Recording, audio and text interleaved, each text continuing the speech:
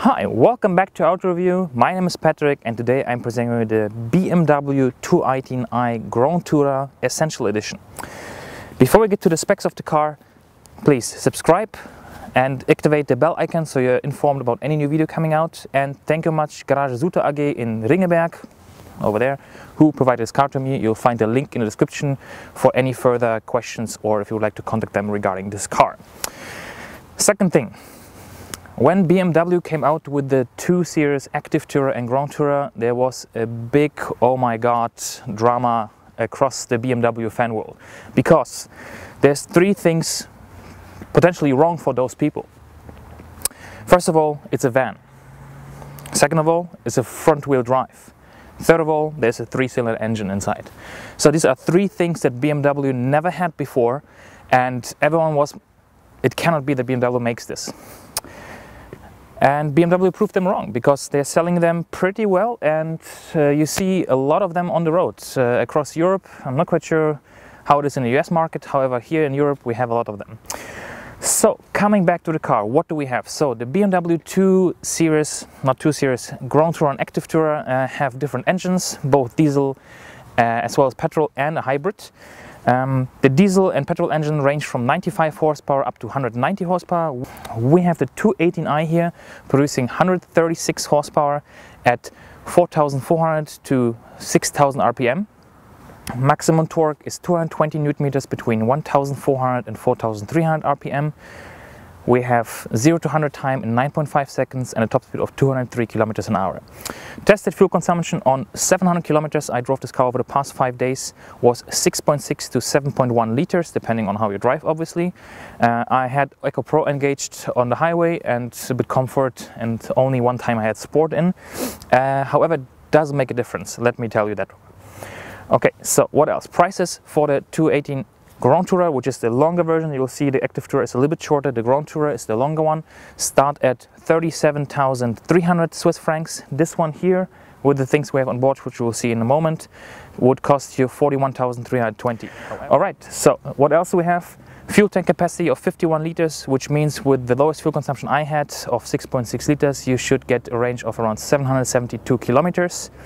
And we have a CO2 emission between 124 to 129 grams per kilometer. Alright, as usual, I'll show you the first row, second row. In this case, we have no third row, but you can get it for the GrandTourer. So you can make a 7-seater out of that. We'll see the boot, and then, as usual, we drive. Enjoy! Alright, so the 218i from inside, and again, it's a BMW, so there's nothing to say about quality here. It is just top-notch. Everything is really well made. We have soft touch pretty everywhere here. Yeah, everything is soft touch. Okay, the console not, but everything else it is. Now, as usual, from left to right. So we have electric mirrors, which are heated. We have electric windows, automatic on all 4 spaces. Then we have the open and lock button for the doors, and you can see as well in the back, either way you're going to see it in a moment, they go all the way down, which is great. Then speaker in the door. On the bottom we have compartment, for example, to put bottles and small items, and the release for the electric tailgate. Then on the left side we have ventilation as well as lights. We have automatic lights. However, in this car, and this is something I don't understand, again, it's a BMW and price is around the 40,000 franc mark. It comes with halogen lights. You can get full LED lights, which is great, and I do recommend it, but that the car in this price range still is delivered with halogen lights is not good.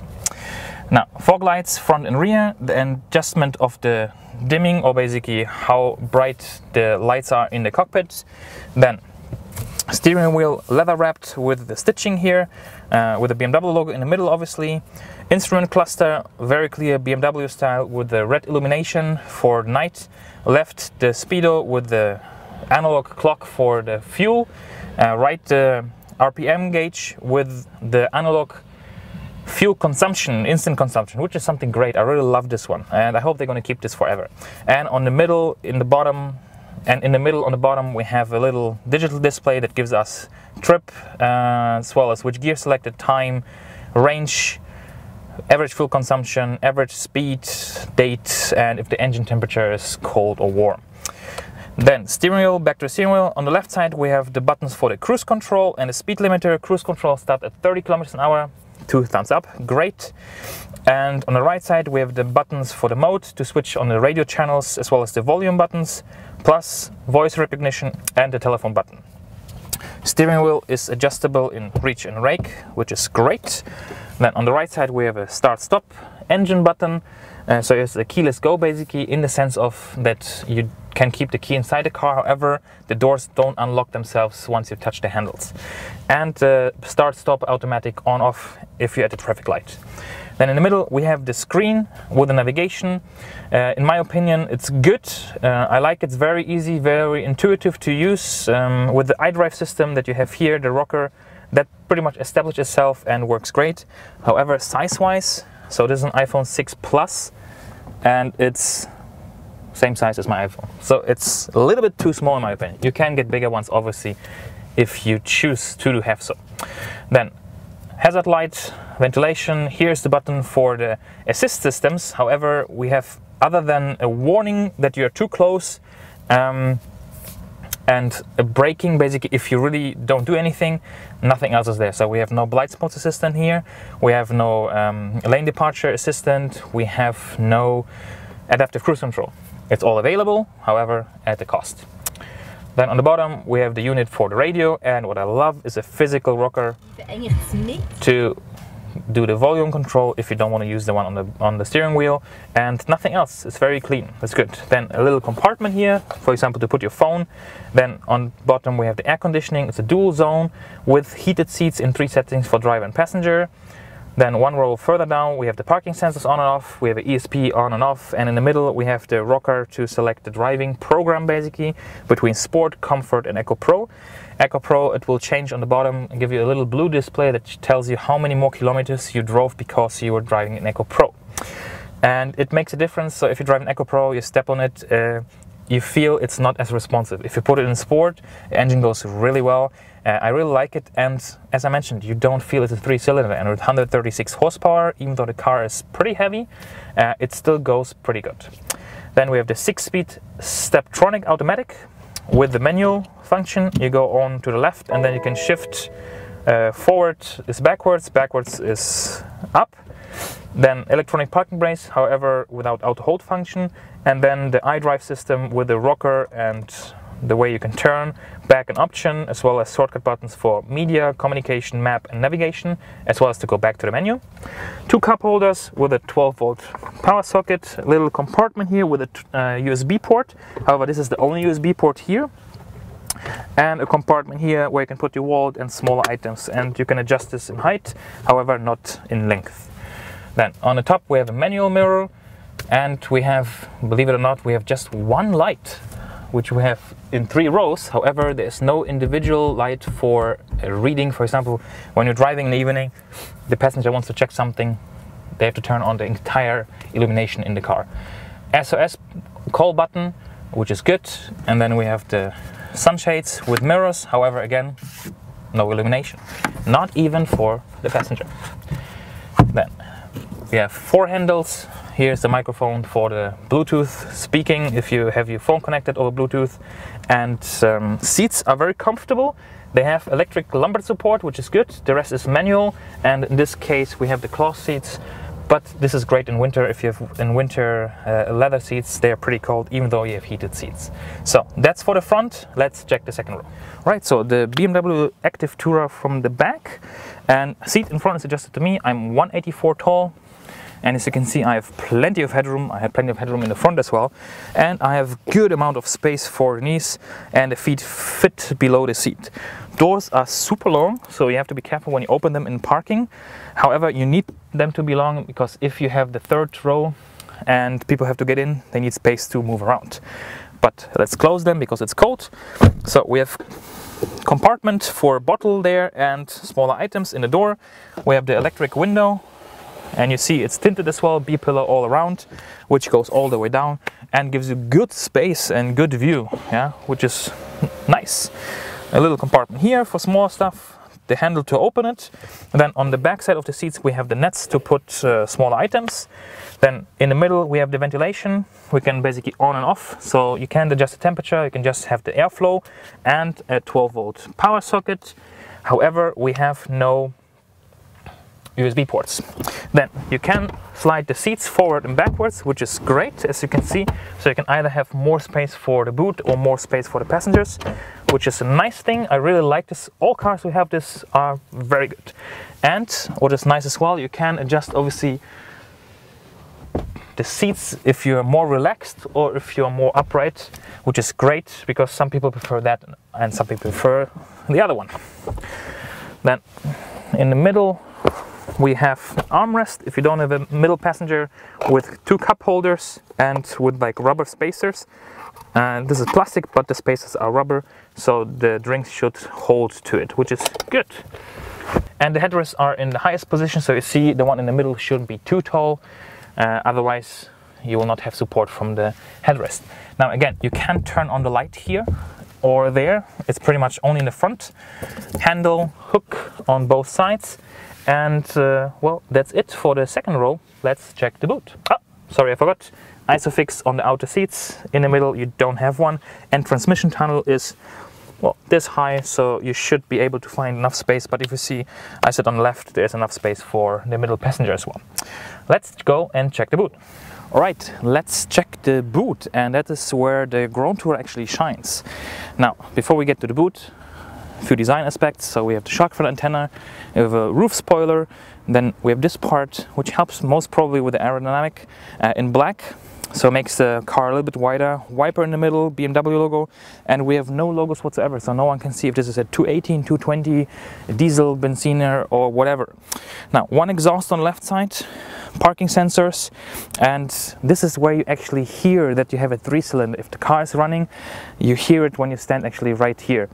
A little bit in the engine, but inside the car you don't recognize it's a 3-cylinder. And well, the engine is actually pretty good as well. We can either open the gate here or we do it with the key, because this one has an electric tailgate. However, I'll tell you something about it later on. And it opens pretty high, so I'm 184, I can stand below it, so I guess 187 you will hit your head. So here's the button to close it again. Then we have a cover, so no one can see what you have in the boot. And then boot space depends on how you have the seats obviously folded or not, between 645 to 1905 liters. Very spacious, very big. What I like is we have the release of the seats on the left here, so once we push it, the middle one falls down and then the one on the left, and we have the same on the right side. We have hooks here which you can fold in if you don't need them. They are made from plastic, so for shopping bags or something. We have 2 deep storage spaces on the right and left, for example, for drinks or something like that. We have a flat floor, which is same height as obviously the loading height. Then we have a 12-volt power socket on the right, and we have metal hooks on the left and right and in the front as well, which are very sturdy, so you can really load something heavy and then fix it to it. We have a second floor when we open this one, and that's the good thing. So we can open it up and we have a huge compartment below, so you can actually put small suitcase, bag or whatever you need just below here, and it will not basically take space away. So something you don't need that often just goes down there. However, I wish they would have had something where you can fix this floor too, so it doesn't fall down when you don't need it. Now let's close this. Let's close this and the boot. And now finally let's go on the road. Okay, let's drive the 218i GrandTourer Essential Edition. First thing, before you actually gonna turn off because you think it's a 3-cylinder BMW, this is a really great engine, I have to say. Now I don't need those 30 km/h test track, cruise control 30 kilometers, thumbs up, works. Love it. So this is a great engine, and believe it or not, if you don't stand behind at the exhausts, I'm just gonna put the clip in.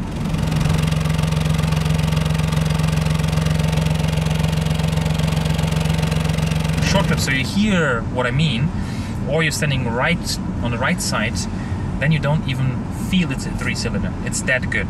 Yeah. It's nimble, it has good fuel consumption, even though it's moving a big car. And I think you don't need more than that. However, I would not go for the 95 horsepower diesel. I think that might be a little bit too weak in power output. Obviously, you can get it up to 190 horsepower. You can put the M package on it, so it's gonna look even the par. And well, we have winter tires on it, 16-inch, so it doesn't look as attractive, I have to say. However, this car is not for someone who wants to, you know, impress the ladies, other than the lady he has already, your wife, because it's a family car. It's perfect for the family, has a lot of space. Now the question is, should you go for the 7-seater or should you go for the 5-seater? Because if you choose the 7-seater, you lose a little bit of boot space, because obviously what is now the second floor is not available anymore, because that's where the seat will be.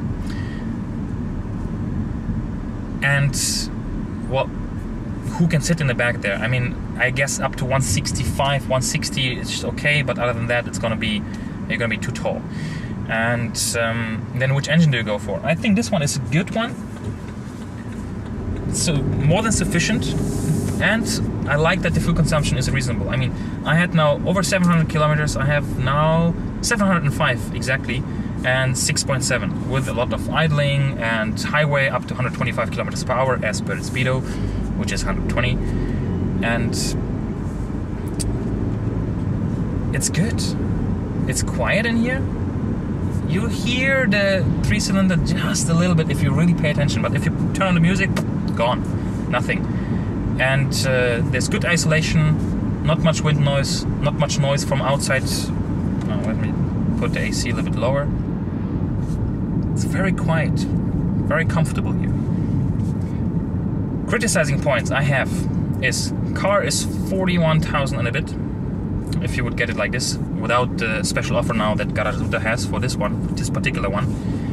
And for a car that costs 40,000 francs to be equipped with halogen lights is a big no-go for me. I'm sorry, it's really a big no-go. Then, in addition, it's kind of an analog as the instruments are, as analog this car is in regards to safety systems, which are by default on board, without that you have to pay extra. So you only have the collision warning. That's it. Yeah. Blind spot assistant? No. Lane departure assistant? No. Adaptive cruise control? No. Reverse camera? No. Yeah. So you have parking sensors front and rear, which work very good, and they have a visual help, let's say, on the display. But if I'm gonna move to the right, I'll move all the way until I'm flying off the road. So if you want that assist system, there's a driver assist plus, and it costs you 1,360 francs. If you want to get rid of this old school last century lights in the front, the LED lights will cost you 1,260. Apple CarPlay is not on board, so you have to pay extra for that. Reverse camera, you have to pay extra for that. And heated steering wheel, an option, 240 Swiss francs. So if you want to have these things that I just mentioned, you have to put another 3,750 francs on top of the price that you choose.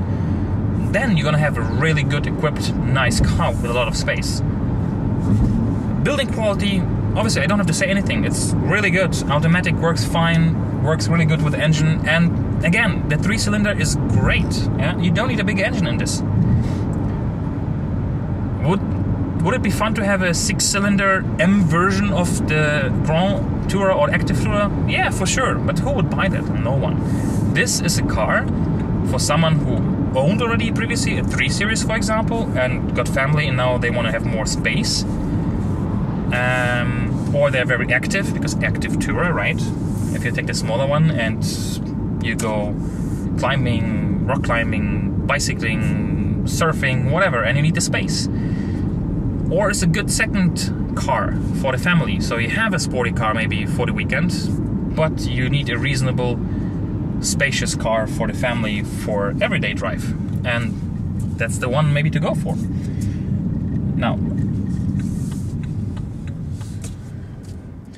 Navigation screen would be great if it would be bigger, but it works fine, so it's just a personal preference from mine. Because, again, what I dislike, and it doesn't matter if it's not BMW or any car manufacturer, is that they make this screen so big, apparently, and then once you turn it on, it becomes like, you know, what do I need this space for?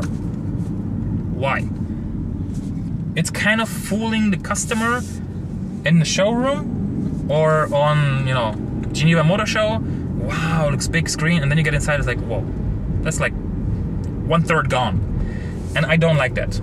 Not here and not with other manufacturers. So please stop doing this. Either you make a bezel, just the silver one, that should be the bezel, and the rest should be all screen real estate.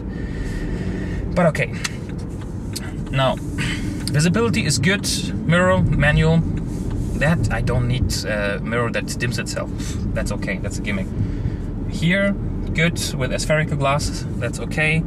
And again, assist systems, if you want them, you have to pay extra. Then you would end up with, let's say this is 41,000 plus 3,750. This car would cost you then around 45,000. It would be then, in my opinion, well equipped with everything you need on board and all the safety assist systems. Now, quality is good, space is good, variability of flexibility from the rear seats are great. I really like that. Boot space is big, really big.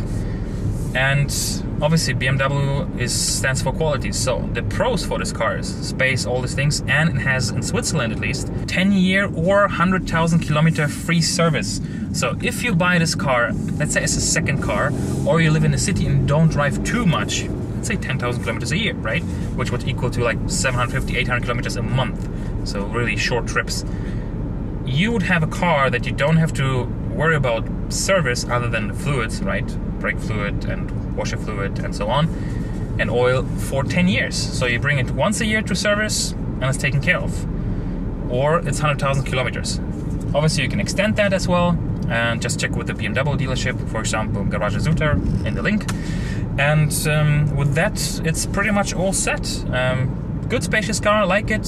Just never ever halogen lights. Don't order them with halogen lights, please. Just from aesthetical point of view and how the car looks on the road, because when the lights are off, it has the white LEDs or blue LEDs, which is great. But once you turn on the light, okay, sorry, I'm too much on that, but this is my personal opinion. Okay, thanks a lot. Thank you Garage Zutter for providing this car to me. Link in the description. I thank you if you enjoyed this video. If you found it informative, please give it a thumbs up, share it, like it, comment below, leave a question if you have, and subscribe to the channel. I wish you a great day, sunshine like I have at the moment, and see you next time. Bye.